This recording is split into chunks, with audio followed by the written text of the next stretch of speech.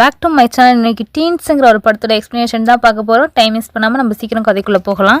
படத்தோட ஸ்டார்டிங் சீன்லேயே ஒரு காலனியில் இருக்க சின்ன பசங்க எல்லாம் சேர்ந்து நின்று பேசிக்கிட்டு இருக்காங்க. நம்ம பேரண்ட்ஸ் எல்லாம் நம்மளை குழந்தை மாதிரியே ட்ரீட் பண்ணிகிட்டு இருக்காங்க. நம்மளுக்கு டீனேஜ் வயசாகிடுச்சு, நம்மள ஒரு டீனேஜர் மாதிரியே நடத்த மாட்டுறாங்களேன்னு சொல்லிட்டு எல்லா குழந்தைங்களும் பேசிக்கிட்டு இருக்காங்க. அப்போ ஒரு பொண்ணு அவங்க வீட்டிலேருந்து ஒரு லவ் லெட்டர் எடுத்துகிட்டு வந்திருப்பா. ஏது இந்த லவ் லெட்ரு, யாருக்கு எழுதுனதுன்னு கேட்க, இது எங்கள் அம்மா எங்கள் அப்பாவுக்கு எழுதுனதுன்னு சொல்லிட்டு அந்த லவ் லெட்டர்லாம் படித்து பார்த்துட்டு காமெடி பண்ணி சிரிச்சுக்கிட்டு இருக்குங்க எல்லா பிள்ளைங்களும். அந்த லவ் லெட்டரை படிச்சுக்கிட்டு இருக்க பொண்ணும் சோகமாகறா. ஏன்டி நீ டல்லாகிறன்னு கேட்குறதுக்கு, இல்லை இவ்வளோ காதலிச்ச எங்கள் அம்மா அப்பா இப்போ 2 பேரும் பிரிஞ்சுட்டாங்க, அவங்களுக்கு மீடியேட்டராக இப்போ நான் தான் இருக்கேன், இப்போ இந்த காதல்லாம் எங்கே போச்சுன்னு தெரிலன்னு சொல்லிட்டு அந்த குழந்தை வருத்தப்பட்டுக்கிட்டு இருக்கா. இப்படி எல்லா குழந்தைங்களும் பேசிக்கிட்டு இருக்கப்போ ஒரு பொண்ணோட மொபைலுக்கு கால் வருது. ஆமாம், இப்போ இருக்க சின்ன பிள்ளைங்களுக்கு எல்லாருக்குமே தான் பேரண்ட்ஸ் ஃபோன் வாங்கி கொடுத்துட்றாங்களே தனித்தனியாக. ஸோ அந்த பொண்ணுக்கு ஃபோன் அடித்தது வேறு யாரும் இல்லைங்க, அந்த பொண்ணோட பாட்டி தான் ஃபோன் அடிச்சு பேசிகிட்டு இருக்காங்க. இது மாதிரி அப்பா என்ன பண்ணுறாரு, அம்மா நல்லா இருக்காங்களான்னு சொல்லிட்டு இவங்க நார்மலாக தான் பேசிகிட்டு இருக்காங்க. சரின்னு பாட்டிகிட்ட பேசிட்டு அந்த ஃபோனும் வச்சுட்டு இந்த குழந்தை என்ன சொல்கிறான்னா, எங்கள் பாட்டி ஊர் ரொம்ப ஜாலியாக இருக்கும் தெரியுமா, உங்களுக்குலாம் ஒன்று தெரியுமா, எங்கள் பாட்டி வீரில் பேயெல்லாம் இருக்குது, அங்கே ரொம்ப வருஷமாக பாலடைஞ்ச ஒரு கிணறு இருக்கான், அந்த கிணத்து சைடு 1 மணிக்கு யாராவது போனால் அவங்கள பேய் பிடிச்சிருமான்னு சொல்லிட்டு இந்த கதையெல்லாம் அந்த பொண்ணு சொல்லிகிட்டு இருக்கான். இதெல்லாம் கேட்டு எக்ஸைட் ஆன எல்லா குழந்தைங்களும் அந்த பேயை நம்ம பார்த்தே ஆகணும், உங்கள் பாட்டி வீருக்கு நம்ம எல்லாருமே போகலாமான்னு சொல்லிட்டு ஒரு ஸ்கெட்சு போடுதுங்க.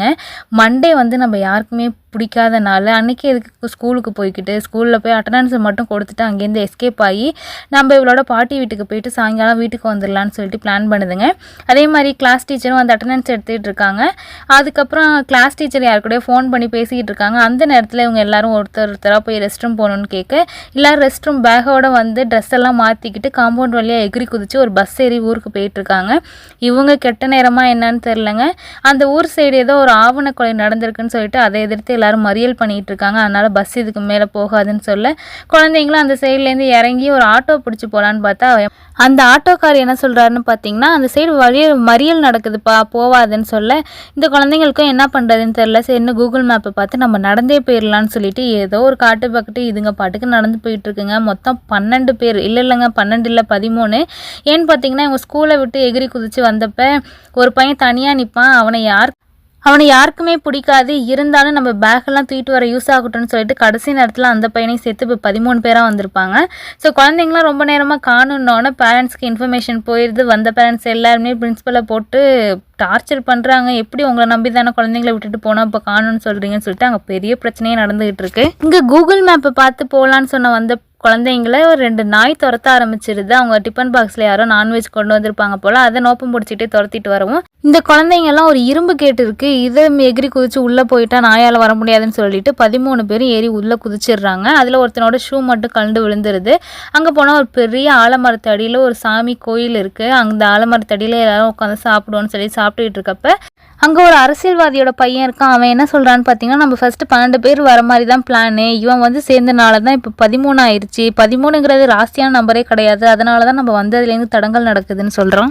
இதனால் அந்த 13வது நம்பரை பையனை ரொம்ப ஃபீல் பண்ணுறான். சரி நான் வந்தது தான் உங்களுக்கு பிரச்சனை, நான் போயிடுறேன்னு சொல்லி வருத்தப்பட இன்னொரு பொண்ணு அவன் போகிறதுன்னா அப்போ நானும் போகிறேன்னு சொல்லிட்டு வரா. அதுக்கப்புறம் எல்லாரும் பேசி சரி யாரும் போவேனா எல்லாரும் இங்கே இருங்கன்னு சொல்லி பேசிகிட்டு இருக்கப்ப அந்த 13வது நம்பர் பையன் ரொம்ப டல்லாகவே இருக்கான். அதனால ஒரு பொண்ணு போய் நீ ஏன்டா டல்லாகவே இருக்கன்னு கேட்க அவன் சொல்கிறான், இந்த மாதிரி எனக்கு அம்மா அப்பா யாரும் கிடையாது, நான் நியூஸ் பேப்பர் தான் எல்லார் வீட்லேயும் வீடு வீடாக போட்டுக்கிட்டு இருந்தேன். அப்போது ஒரு பணக்காரர் ஒருத்தர் கண்ணாடியை தொலைச்சிட்டேன், என்னால் அந்த நியூஸ் பேப்பர் படிக்க முடியலன்னு வருத்தப்பட்டுட்டு இருந்தார். நான் வாசித்து காட்டுறேன்னு சொல்லிட்டு அந்த இங்கிலீஷ் நியூஸ் பேப்பரை படித்து காட்டுறதை பார்த்து நீ நல்லா படிக்கிறியோ, நீ நான் படிக்க வைக்கிறேன்டான்னு சொல்லி அவர் தான் என்னை இந்த ஸ்கூலில் சேர்த்து விட்டார். ஆனால் இவர் ரீசெண்ட் டயத்தில் அவர் இறந்து போயிட்டார், இப்போ எனக்கு ஃபீஸ் கட்டவும் ஆள் இல்லை அப்படின்னு சொல்லி அவன் ரொம்ப வருத்தப்பட்டுக்கிட்டு இருக்கான். அது பத்தாதுன்னு சொல்லிட்டு அந்த கேங்கில் இருக்க ஒரு பொண்ணும் பையனும் வேறு லவ் பண்ணிக்கிட்டு இருக்காங்க. இதையுமே நம்மளுக்கு இடையில காட்டுறாங்க. சரி என்ன சாப்பிட்டு ரிலாக்ஸ் ஆன எல்லாருமே சரி நம்ம ஒரு கேம் வச்சு நடந்து போனால் அது கொஞ்சம் இன்னும் நம்மளுக்கு இன்ட்ரெஸ்டிங்காக இருக்குமேன்னு சொல்லிட்டு ஒருத்தன் கையில் தான் ஐஃபோன் வச்சுருந்தான் இல்லையா, அதில் அலாரத்தை செட் பண்ணுறான். இதில் 90 செகண்டுக்கு ஒரு அலாரம் செட் பண்ணியிருக்கான். அந்த 90 செகண்ட் முடிகிற வரைக்கும் நம்ம எல்லாம் ஃபாஸ்ட்டாக ஓடணும். அந்த அலாரம் எப்போ அடிக்க ஆரம்பிக்குதோ அப்போ எல்லாருமே அதே பொசிஷனில் அப்படியே ஃப்ரீஸ் ஆன மாதிரி நின்றுடணும். யார் ஃபஸ்ட்டில் நிற்கிறாங்களோ அவங்க எல்லாருக்குமே 100 ரூபா காசு கொடுக்கணும் தோத்த எல்லாருன்னு சொல்ல சரி என்ன அதே மாதிரி ஓட ஆரம்பிக்கிறாங்க. அந்த கேங்லேயே ட்வின்ஸ் 2 பேர் இருப்பானுங்க. அவனுங்க தான் ஃபஸ்ட்டாக வந்து நிற்கிறாங்க. அது எப்படி 2 பேரும் சேமாக நிற்கிறீங்க, யாராவது ஒருத்தர் தானே வின் பண்ண முடியும் அப்படின்னு சொல்லி பேசிக்கிட்டு, சரி நீங்கள் 2 பேர் தான் வின்னரு, பேசின மாதிரியே எல்லோரும் 100 காசு எடுங்கப்பான்னு சொல்லி எல்லா காசும் எண்ணிக்கிட்டு இருந்தால் ஒரு 100 நோட்டு குறையுது. யார் அதுன்னு பார்த்தா அந்த 13ஆம் நம்பர் ஏழை பையனான்னு பார்த்தா அவனும் இல்லை, அவனும் காசு கொடுத்துட்டேன்னு சொல்கிறான். அப்போ யாருன்னு பார்த்தா ஒரு ஆள் குறையுதுங்க. அவன் எங்கே போனானே தெரில. இந்த குழந்தைங்களும் தேடி தேடி தேடி பார்க்குதுங்க. ஃபுல்லாக வெட்ட வெளி, அவன் எங்கேயுமே மறைஞ்சிருக்க வாய்ப்பே இல்லை.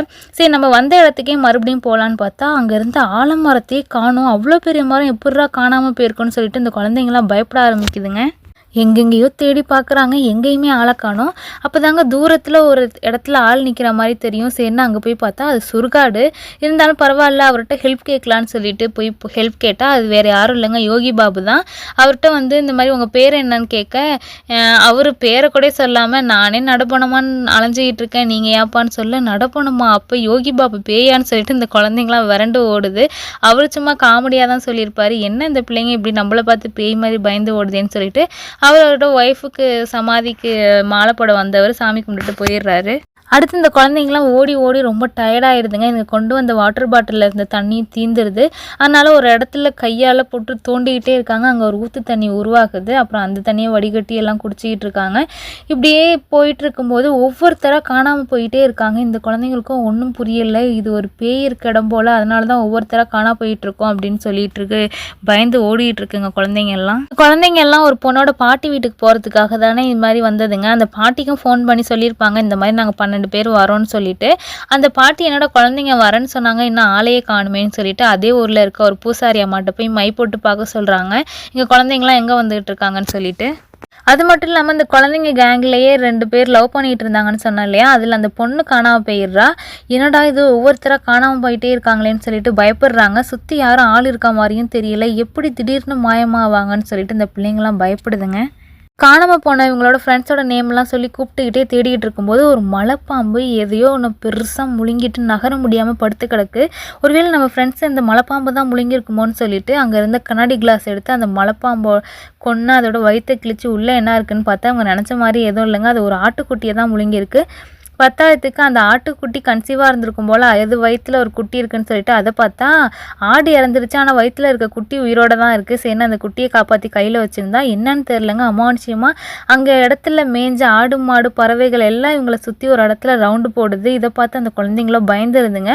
அப்படியே இன்டர்வியூவில் விட்டுட்டு திரும்ப ஆரம்பித்தா நம்ம படத்தோட மெயின் ஹீரோவான நம்ம பார்த்திபனை காட்டுறாங்க. இவர் தாங்க இந்த படத்தோட டைரக்டர். பார்த்திபன் வந்து நாசாவில் ஒரு ஆளாக வேலை பார்த்துக்கிட்டு இருப்பார். இவர் ஒரு சயின்டிஸ்ட்டுங்க, ஏதோ ரிசர்ச் பண்ணிகிட்டு இருக்காரு.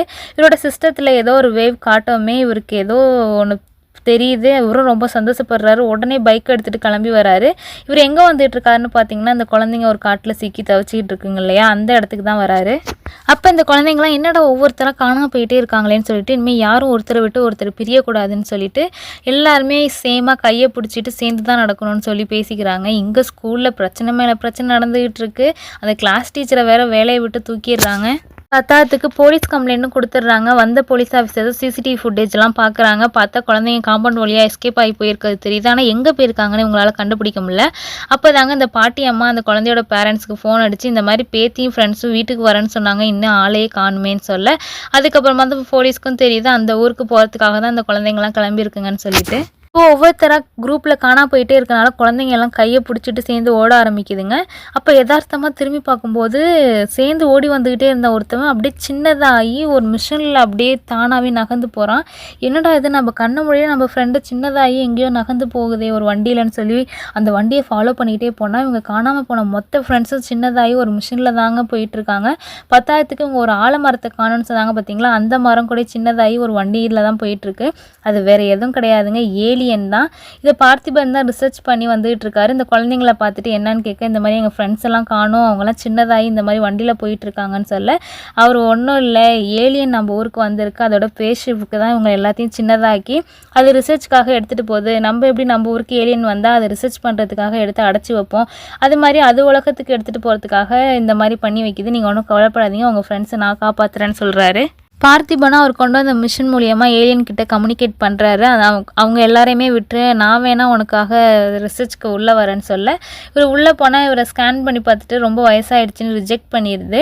சரி உனக்கு வேறு என்ன தான் வேணும்னு கேட்க எனக்கு எல்லாத்துலேயும் ஒரு சாம்பிள் போதும், அதனால தான் மரத்தில் ஒரு சாம்பிள் எடுத்துக்கிட்டோம், யானையில் ஒரு சாம்பிள், மனுஷங்கள்லேயும் எங்களுக்கு யாராவது ஒருத்தர் போனதும் நீங்கள் யாராவது ஒத்துக்கிட்டு உள்ளே வரேன்னு சொன்னீங்கன்னா நான் மீதி பேரை உள்ளே வெளில விட்டுறேன்னு அந்த ஏலியன் சொல்ல உங்களில் யாருப்பா நீங்கள் ஒத்துக்கிறீங்கன்னு கேட்க அந்த 13வது நம்பர் பையன் இருக்கான் பார்த்தீங்களா, ஏழை பையன், அந்த பையன் நான் உள்ளே போகிறேன்னு ஒத்துக்கிறான். அதுக்கப்புறம் மற்ற குழந்தைங்க எல்லாருமே நான் அவங்கெல்லாம் உன்னை வெறுத்து ஒதுக்கணும், ஆனால் நீ எங்களுக்காக இவ்வளோது பண்ணுறியன்னு சொல்லிட்டு அவன்கிட்ட பாசமாக பேசுகிறாங்க. இந்த 13வது நம்பர் பையன் உள்ளே போனோன்னே மீதி எல்லாருமே வெளில வந்துடுறாங்க. அதுக்கப்புறம் இந்த இன்ஃபர்மேஷன்லாம் எல்லாருக்குமே தெரிய ஆரம்பிக்குது. இந்த பையனுக்கு நாசாலேயே ஒரு வேலை கிடச்சிருது. இவன் அங்கே ஏலியன் ஷிப்பில் இருந்துக்கிட்டு நாசாவுக்கு அங்கே நடக்கிற எல்லாத்தையுமே இவன் கம்யூனிகேட் பண்ணிக்கிட்டு இருக்கான். அது மட்டும் இல்லாமல் அவனுக்கு ஒரு பெரிய அவார்டும் கிடைக்கிது. இதோடு இந்த படமும் முடியுது. அப்படியே செகண்ட் பார்ட்டுக்கு லீடு கொடுத்து தான் அந்த படத்தை முடிச்சிருக்காங்க.